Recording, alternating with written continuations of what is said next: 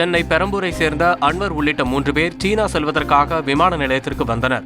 அவர்களிடம் பாஸ்போர்ட்டை காண்பிக்குமாறு குடியுரிமைத்துறை அதிகாரி கார்த்திக் கேட்டுள்ளார். இதனால் ஆத்திரமடைந்த 3 பேரும் கார்த்திக்கை தாக்கியதாக கூறப்படுகிறது. அவர்களை சக அதிகாரிகள் பிடித்து விமான நிலைய போலீசாரிடம் ஒப்படைத்தனர். திண்டுக்கல் மாவட்டம் கன்னிவாடி அருகே உள்ள கொரளம்பட்டி கிராமத்தை சேர்ந்தவர் சேதுராஜ். அவரது தந்தை சொத்தை பிரித்து தராததால் சேதுராஜ் காவல் நிலையத்தில் புகார் அளித்தார். இது தொடர்பாக எந்த நடவடிக்கையும் எடுக்கவில்லை என்று கூறி சேதுராஜ் குடும்பத்துடன் தீக்குளித்து தற்கொலைக்கு முயன்றார்.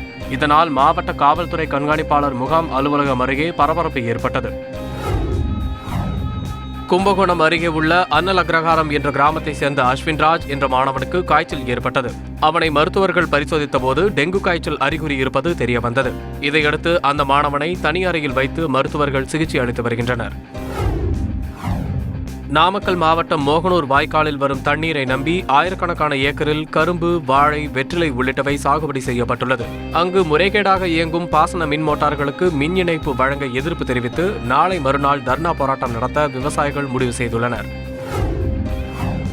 மழை காலங்களில் நாட்டு படகுகளை பாதுகாப்பாக நிறுத்த தூண்டில் வளைவு துறைமுகம் அமைத்து தர நடவடிக்கை எடுக்க வேண்டும் என்று பாம்பன் பகுதி மீனவர்கள் அரசுக்கு கோரிக்கை விடுத்துள்ளனர். மழை காலங்களில் காற்று பலமாக வீசும் போது படகுகள் ஒன்றுடன் ஒன்று மோதி பெரும் சேதம் ஏற்படுவதாகவும் மீனவர்கள் தெரிவித்துள்ளனர். கரூர் அருகே உள்ள நெரூர் ஊராட்சி மன்ற தலைவர் மணிவண்ணன் தெருவிளக்குகள் அமைத்தல் உள்ளிட்ட அடிப்படை வசதிகளை செய்து கொடுத்ததில் அரசு விதிமுறைகள் மீறி செலவு செய்து ஊராட்சிக்கு நிதி இழப்பு ஏற்படுத்தியதாக புகார் எழுந்தது.